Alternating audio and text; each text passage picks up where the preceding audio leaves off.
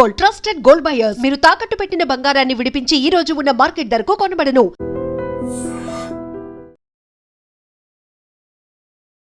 భార్య భర్తను చంపడమో లేకపోతే భర్త భార్యను చంపడమో అనేటువంటి ఇన్సిడెంట్స్ ఈ మధ్య కాలంలో ఎంత భయంకరంగా పెరిగిపోయినాయో మనందరికీ తెలిసిందే.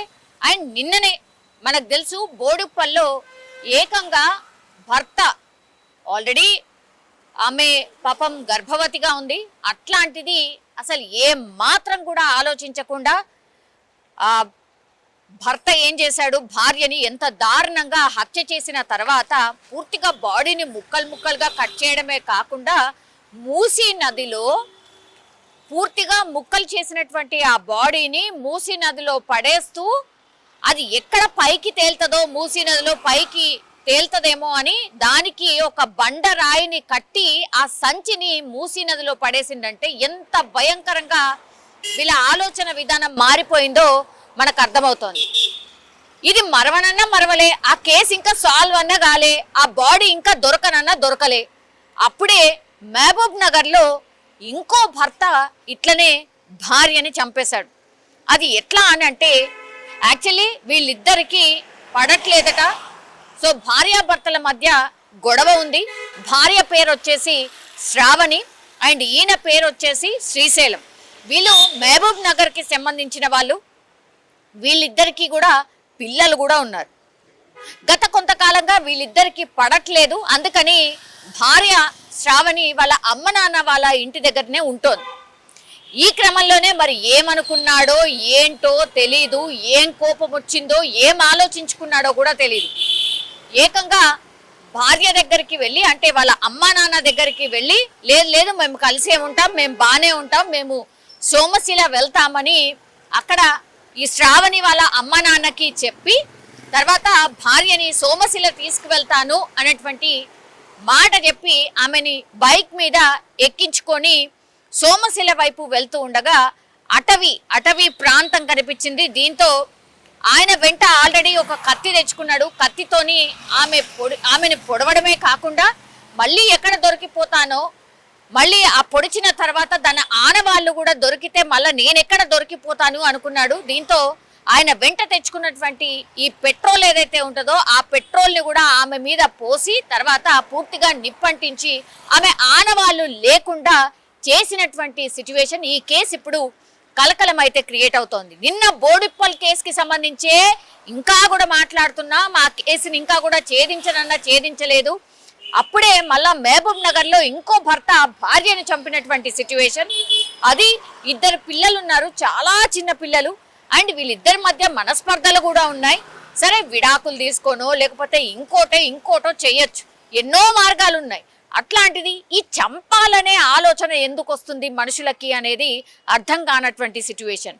ఇప్పుడు ఈ శ్రీశైలం ఏం చేశాడు అంటే భార్యని కత్తితోని పొడిచిన తర్వాత మళ్ళీ ఏడ దొరికిపోతాను అనుకున్నాడు. దాని తర్వాత ఆమె పెట్రోల్ పోసి నిప్పంటించి పూర్తిగా ఆనవాళ్ళు లేకుండా చేసిండు. కానీ అతను ఏంది వెళ్ళిండు, అత్తగారింటికి వెళ్ళిండు, భార్యని ఎక్కించుకొని ఆయన్నే వెళ్ళిండు. అప్పటికే వాళ్ళిద్దరి మధ్య కొట్లాటలు నడుస్తున్నాయి.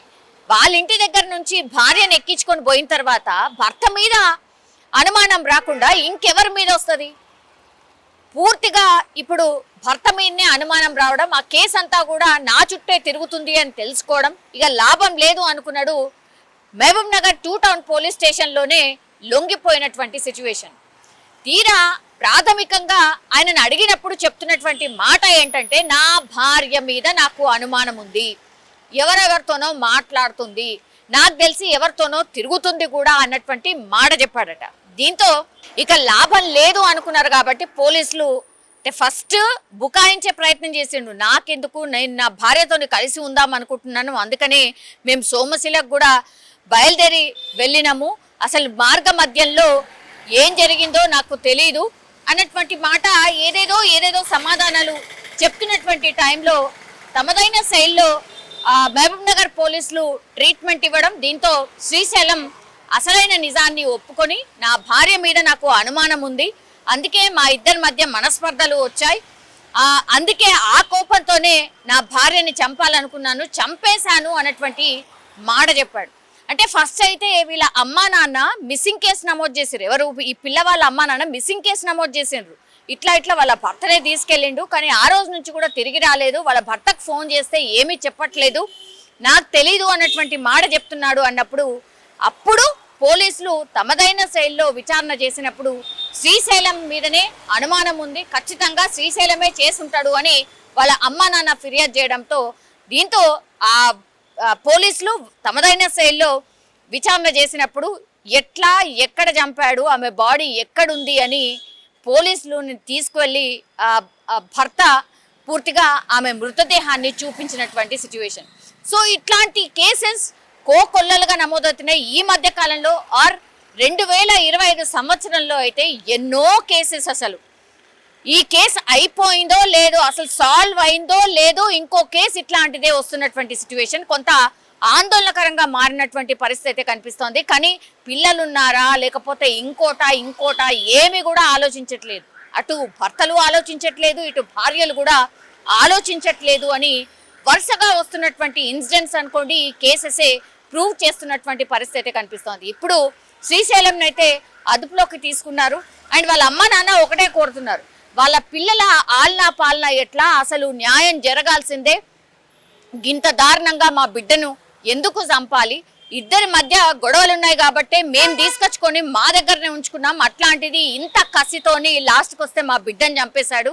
ఇప్పుడు వాళ్ళ పిల్లలు ఎవరైతే ఉన్నారో అనాథలుగా మారిపోయినటువంటి సిచ్యువేషన్, మాకైతే తగిన న్యాయం చేయాలి, తగిన న్యాయం జరగాలి అని ఇప్పుడు శ్రావణి వాళ్ళ అమ్మా నాన్న కోరుతున్నటువంటి సిచ్యువేషన్. బోడుప్పల్ కేస్ అగైన్ ఇప్పుడు మహబూబ్ నగర్లో జరిగినటువంటి కేసు ఆల్మోస్ట్ సిమిలర్ కేసెసే అనుకోవాలి. కర్కశంగా భార్యల్ని చంపినటువంటి భర్తల కేసులుగా మారిపోయిన సిచ్యువేషన్ అయితే కనిపిస్తోంది. And for more videos, Please subscribe to iDream. Please subscribe to iDream. Please subscribe iDream. And please subscribe to iDream. For more videos, subscribe to iDream. please like, share and subscribe to the channel. Congratulations, iDream. Subscribe to iDream. Subscribe to iDream. So subscribe to iDream Media. iDream की iDream team अंदर की huge congratulations. Please subscribe iDream Media. Please subscribe to iDream. Subscribe iDream. Please subscribe to iDream. iDream అంటే నా కళల channel subscribe చేసుకున్న నోరు తిరుగుతలేదు, మీరైతే గంట గుర్తు కొట్టండి. For more such videos, please subscribe to iDream. Subscribe to iDream. Please subscribe to iDream. Please subscribe iDream Media. Please do subscribe to iDream. Please subscribe to iDream Media. For best entertainment and information, please subscribe iDream. And don't forget to subscribe to iDream.